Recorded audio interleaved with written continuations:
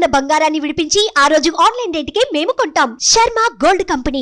Hi hello నమస్తే, welcome to మనం TV. నేను దుర్గా. ఆంధ్రప్రదేశ్లో ఈరోజు బడ్జెట్ ప్రవేశపెట్టడం జరిగింది. అయితే దీనిపై పూర్తి వివరాలు అందించేందుకు మనతో పాటు స్టూడియోలో ఉన్నారు ప్రముఖ అనలిస్ట్ డివి శ్రీనివాస్ గారు. ఇప్పుడు ఆయన అడిగి వివరాలు తెలుసుకుందాం. నమస్తే సార్. నమస్తే సార్, ఆంధ్రప్రదేశ్లో ఈరోజు మంత్రి బుగ్గన బడ్జెట్ సమావేశాలు చేయడం జరిగింది, ప్రవేశపెట్టడం కూడా జరిగింది. అయితే ఇందులో ఉన్న అంకెలు అవన్నీ కరెక్ట్గానే ఉన్నాయంటారా? మీరేమంటారు? ఇవన్నీ నిజాలైన వాళ్ళు చెప్పినవన్నీ? ఓట్ ఆన్ అకౌంట్ బడ్జెట్ ఇదేంటంటే కేవలం ఈ 3 నెలలు, ఇప్పుడు ఎన్నికలు జరుగుతాయి కాబట్టి రేపొద్దున 2.5 నెలల్లో ఎన్నికలు వస్తున్నాయి. ఈ ఎన్నికల పీరియడ్లో ఉద్యోగులకు జీతభత్యాలకు ఇబ్బంది లేకుండా మళ్ళా కొత్త ముఖ్యమంత్రి, కొత్త సభ, కొత్త అసెంబ్లీ మళ్ళీ బడ్జెట్ ఫండ్ రిలీజ్ చేయాలి. అందుకోసం ముందస్తుగా ఒక 3 నెలల బడ్జెట్ ఇది రిలీజ్ చేస్తారు. ఈ 44 పేజీలతో ఏదో ఇచ్చాడు పుస్తకం, ఇది బుగ్గన. నిన్న జగన్మోహన్ రెడ్డి హరికథ విన్నాం, ఇవాళేమో బుగ్గన బుర్రకథ చెప్పాడు. ఇప్పుడు ఏంటంటే అందులో అంకెలు వాస్తవాలు అంటే ఇదంతా కూడా వీళ్ళకి ఒక జబ్బు అన్నమాట. జగన్మోహన్ రెడ్డికి పట్టిన జబ్బే ఆ పార్టీలో అందరికీ పట్టేసింది. అదేంటంటే అబద్ధాల జబ్బు. ఎక్కువగా అబద్ధాలు ఆడే వాళ్ళని కూడా దాన్ని మైథోమానియా అంటారు. అంటే ఏంటి, వాళ్ళు ప్యాథలాజికల్ లయర్ అన్నమాట. వాళ్ళకి ఎక్సీడింగ్ లయర్ అంటాం మనం. ఏంటి, అదొక హ్యాబిచువల్ లయర్, అలవాటు అయిపోయింది అంటారు. ఇన్ని అబద్ధాలు వరుసగా వెల్లువ అన్నమాట. ప్రతిదీ అబద్ధమే అయిపోతే అది ఒక జబ్బు కింద తీసుకున్నారు. DSM ఏదంటారు దాన్ని. ఇప్పుడు వాళ్ళు చెప్పిన ఫిగర్స్ ఏంటి, బడ్జెట్ లోటు ఆయన రెవెన్యూ లోటు 25,000 కోట్లు అన్నాడు. దీనికి మొన్నే కాగ్ ఇచ్చింది 10 నెలల నివేదికలో. కాగ్ ఎంత చెప్పింది? రెవెన్యూ లోటు 49,000 కోట్లు చెప్పింది. కాగ్ అంటే కంట్రోలర్ అండ్ ఆడిటర్ జనరల్. వీళ్ళ చెప్పే లెక్కలు, ఈ అబద్ధాలు ఇవన్నీ కూడా చెక్ చేసే డిపార్ట్మెంట్ అన్నమాట. ఎవరెవరు ఏం చేస్తున్నారు ఏంటి అనేది ఒక రాజ్యాంగబద్ధ సంస్థ. కంట్రోలర్ అండ్ ఆడిటర్ జనరల్ వాళ్ళ లెక్కలే కరెక్ట్ లెక్కలు అన్నమాట. వాళ్ళు చెప్పింది 49,000 కోట్ల రెవెన్యూ లోటు అంటే ఇతను 24,000 కోట్లు అంటాడు. అంటే సగానికి సగం తిమ్మిని బిమ్మి చేయటం అన్నమాట. 2,86,000 కోట్లతోనో ఏమో బడ్జెట్ పెట్టాడు ఇవాళ. దానిలో మూలధన వ్యయం ఎంత చూపించాడు? 30,000 కోట్లు చూపించాడు. క్యాపిటల్ ఎక్స్పెండిచర్ 30,000 కోట్లు అంటే అసలు ఏ సంవత్సరం అన్నా అంత ఖర్చు పెట్టారా? అంటే మనం చూసుకున్నట్లయితే ప్రభుత్వం, జగన్మోహన్ రెడ్డి గారు అయితే ఆంధ్రప్రదేశ్ సంక్షేమంలో చాలా అంటే టాప్ ప్లేస్ లో ఉంది ఇండియాలో అని అయితే ఆయన అనడం జరిగింది. అందుకనే సో ఇలాంటి సంక్షేమానికి తర్వాత వద్దాం. ఇదేంటంటే మూలధన వ్యయం, క్యాపిటల్ ఎక్స్పెండిచర్ అంటే ఏంటది? అది ఉత్పాదక వ్యయం అన్నమాట. అంటే ఏంటి, మళ్ళీ అది రిఫండ్ అవ్వాలి. మనం పెట్టే ఖర్చు ప్రాజెక్టుల మీద కట్టామనుకో, ప్రాజెక్టులు కడితే పోలవరం, హంద్రీనీవా, గాలేరు నగరి, రైతులు పంటలు పండించుకుంటారు. ఆ రైతుల నుంచి మనకు ధాన్యం వస్తుంది. నీకు అదంతా కూడా సంపద సృష్టి. ప్రాజెక్టులు కట్టారా వీళ్ళు? పోలవరాన్ని పాడు పెట్టారు. గాలేరు నగరి, హంద్రీనీవా వాళ్ళ చెల్లే దిడుతోంది కదా, మా నాన్న ఇంత కడితే నువ్వు ఎంత కట్టావు అన్నయ్య అని అడిగింది.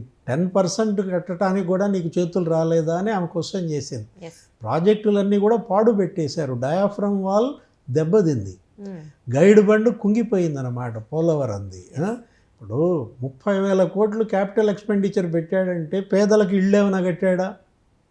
అది క్యాపిటల్ ఎక్స్పెండిచర్ కింద చూపిస్తాము. 25 లక్షల ఇళ్ళు కడతానన్నాడు, ఏడాదికి 5 లక్షల చొప్పున పేదలకి. కానీ అతను కట్టింది 1,00,000 ఇళ్ళు లేవు. ఇళ్ల స్థలాలు ఇచ్చాను అని చెప్పి తీసుకుపోయి అక్కడ పల్లపు ప్రాంతాల్లో మునిగిపోయే చోటు ఇచ్చాడు. ఒక 30 లక్షల మందికి ఇళ్ల స్థలాలు. వాళ్ళు అక్కడ కట్టుకోవాలి. అవి పునాదుల దాకా వచ్చాయి. అవి కూడా ఎంత, 1 లక్ష 2 లక్షలు పునాదుల వరకు లేపట వదిలేశారు. అంటే ఎంత బ్లండర్ మిస్టేక్స్, ఎన్ని అబద్ధాలు. అందుకే అన్నది ఇది ఒక జబ్బని. ఏంటది? అది మ్యాథోమేనియా అన్నది అదే అన్నమాట.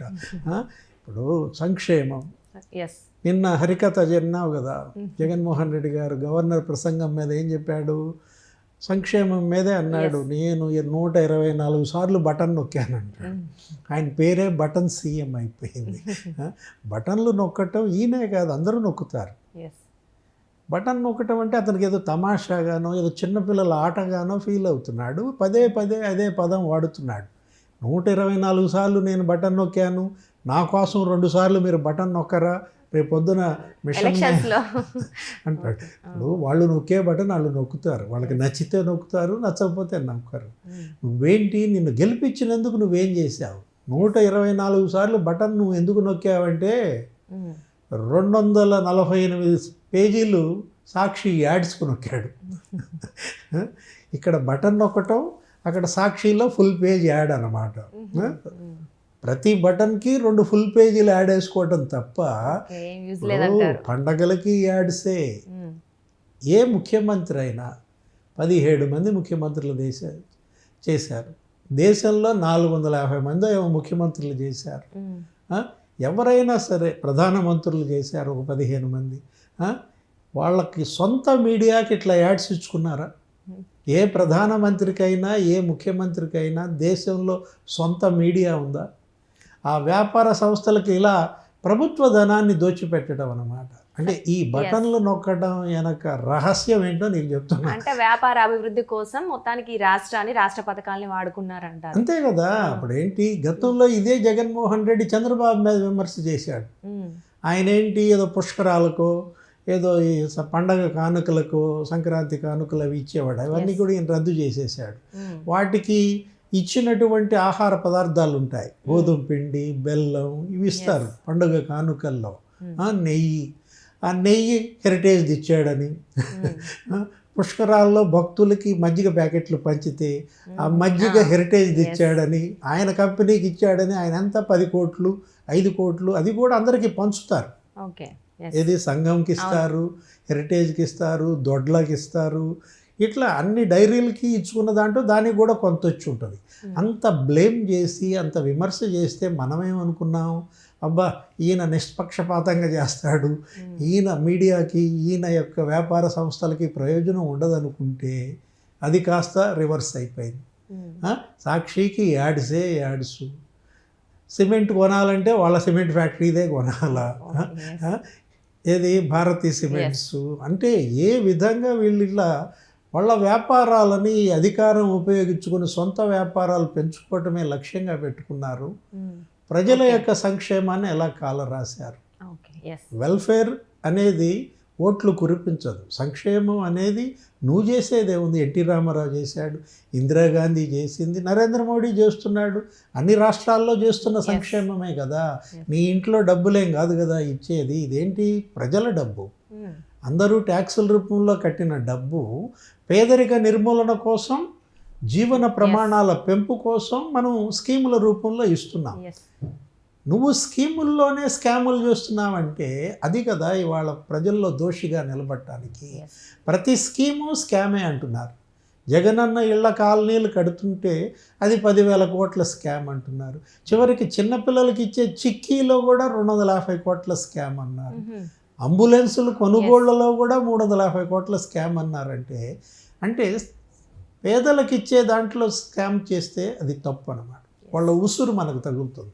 ఇప్పుడు ఈయన నేను అన్ని స్కీములు పెట్టాను, ఇన్ని స్కీములు పెట్టాను అంటుంటే నిన్న ప్రసంగం, ఇవాళ ప్రసంగం ఏం చేశారు వీళ్ళు? ఆర్థిక మంత్రి కావచ్చు, ముఖ్యమంత్రి కావచ్చు, 8 స్కీములకి 56,000 కోట్లు అవుద్దన్నాడు.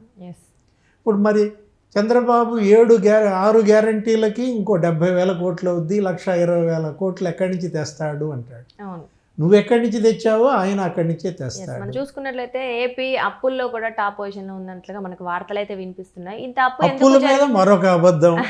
అంటే ఎందుకు జరిగింది అంటారు ఇంత అప్పు? అది మరీ అసలు దారుణమైన అబద్ధాలు అన్నమాట. 12 లక్షల కోట్లు అప్పు ఉంటే ఈయన ఏమని చెప్తున్నాడు, జగన్మోహన్ రెడ్డి నిన్న 7 లక్షల కోట్లు చేరిందంటాడు. 4 లక్షల కోట్లకి ఆల్రెడీ చంద్రబాబు హయాంలోనే చేరింది. నేను ఇంకా పెంచిందంతా 2,90,000 కోట్లు, అదే 3 లక్షల కోట్లు పెంచానంటాడు. కార్పొరేషన్ల ద్వారా ఎంత అప్పు తెచ్చాడు? ఇప్పుడు బడ్జెట్ అప్పులు ఉంటాయి, బడ్జెట్ ఏతర అప్పులు ఉంటాయి, నాన్ బడ్జెట్ ఉంటుంది అన్నమాట. ఈ బడ్జెట్ ఏతర అప్పుల్ని ఇందులో కలపకుండా 7 లక్షల కోట్లు అని చెప్తాడు. అవి ఒక 5 లక్షల కోట్లు అదనంగా ఉన్నాయి. 12 లక్షల కోట్ల అప్పులు చేసి ఆంధ్రప్రదేశ్ పేరు మార్చేసేయండి, అప్పుల ప్రదేశ్ అని చేసేయండి. అయితే మరి ఇంత అభివృద్ధి ఏమి జరగలేదంటారు, మరి ఇంత అప్పులు ఎందుకు అయ్యాయి అంటారు సార్? అదే కదా ఇక్కడ సమస్య, అందరూ అడుగుతున్నది అదే కదా. 12 లక్షల కోట్ల అప్పులకి చేరాయి. ఈయన పీరియడ్లోనే 7 లక్షలు 8 లక్షల కోట్లు అప్పు చేశారు. ఆ అమౌంట్ ఏమైంది? ఇప్పుడు 2,30,000 కోట్లు బటన్ నొక్కితే వేశానని చెప్తున్నాడు. ఎస్. అది కాకుండా ఇంకొక 70,000 కోట్లు ఏవో ఉన్నాయి ఇళ్ల స్థలాలు. 3 లక్షల కోట్లు మాత్రమే లెక్క చూపించి మిగతా 4 లక్షల కోట్లు ఏమయ్యాయి అనేదే ప్రశ్న. ఇప్పుడు ఏంటంటే జీతాలకు అవుతాయి, పెన్షన్లకు అవుతాయి. అలా చూసుకున్నా కానీ ఏ ఒక్క వర్గానికి, ఏ ఎంప్లాయీకి కూడా 1వ తారీఖు జీతం లేదు. 1వ తారీఖు జీతం పడి 1వ తారీఖు పెన్షన్ వచ్చి 5 ఏళ్ళు అవుతుంది. 15వ తారీఖు వస్తుంది, 20వ తారీఖు వస్తుంది. వాళ్ళ యొక్క పెండింగ్ బిల్సే 40,000 కోట్లు ఉన్నాయంట. ఏది వాళ్ళకి డిఏలు, టీఏలు, మెడికల్ అలవెన్సులు, అక్కడ ఏ విధంగా ఇవ్వాల్సినవి ఇవ్వకుండా దుబారా వ్యయం పెరిగిపోయింది, అనుత్పాదక వ్యయం పెరిగిపోయింది. వాలంటీర్ వ్యవస్థను తెచ్చాడు. ఎందుకది? అదొక అంగుష్టం, 6,000 లాంటిది. వాలంటీర్లు లేకుండా ఇంతకుముందు రేషన్ ఇవ్వలేదా, పెన్షన్ ఇవ్వలేదా? వీళ్ళే వచ్చి ఇవ్వటం ఎందుకు? వీళ్ళు ఒక 4 లక్షల మందిని దించాడు ఆయన సైన్యం. వాళ్ళందరికీ జీతాలు. అంటే నిరుద్యోగులకు ఉపాధి అని చెప్పారు కదా సార్. అదేం ఉపాధి అవుతుంది? పెన్షన్ రేషన్ ఇంటికి తెచ్చి ఇచ్చేది ఉపాధి. దానికి ఇచ్చే జీతం పోనీ వాళ్ళకి ఏమైనా 10,000 ఇస్తున్నావా? వాళ్ళకి ఇచ్చేది 5,000. 5,000 రూపాయలతో ఆ కుటుంబం ఏం బతుకుతుంది? వాళ్ళకి న్యాయం చేయటం లేదు. ఈ విధంగా ఒక 10,000 కోట్లు దుర్వినియోగం చేశాడు. ఎవరికి? ఆ వాలంటీర్లకి. ఆ వాలంటీర్ సాక్షి పేపర్ ఎంచుకోవాలా, మళ్ళీ అతనికి నెలకు 200 మళ్ళా మన మీడియా దాంట్లో పడాలా, 1000 కోట్లు అక్కడే నీ మీడియాకి వెళ్ళిపోతుంది. ఇలా అనుత్పాదక వ్యయం, దుబారా వ్యయం పెంచేసి ఆయన స్పెషల్ ఫ్లైట్లకి వీటన్నిటికీ వాడేసుకుని అతని యొక్క భోగాలు ఆ పార్టీ వాళ్ళంతా కూడా స్వాహాయ చేయటం తప్ప ఇక్కడ రాష్ట్రాన్ని దివాళా తీయించారు. పేద రాష్ట్రాన్ని మరింత పేదరికంలోకి నెట్టారు. సంపన్న రాష్ట్రం అని ఇప్పుడు చెప్తున్నారు. ఓకే సార్, మొత్తానికి ఇవన్నీ అబద్ధాలు. బడ్జెట్ అనేది ఒక ఏదో మనకి చూపించడం కోసం మాత్రమే పెట్టారంటారు. ఓకే సార్, మొత్తానికైతే ప్రజలు ఏమనుకుంటున్నారు, వాళ్ళు ఎలాంటి నిర్ణయం తీసుకుంటారని చూద్దాం సార్. Thank you. నమస్తే.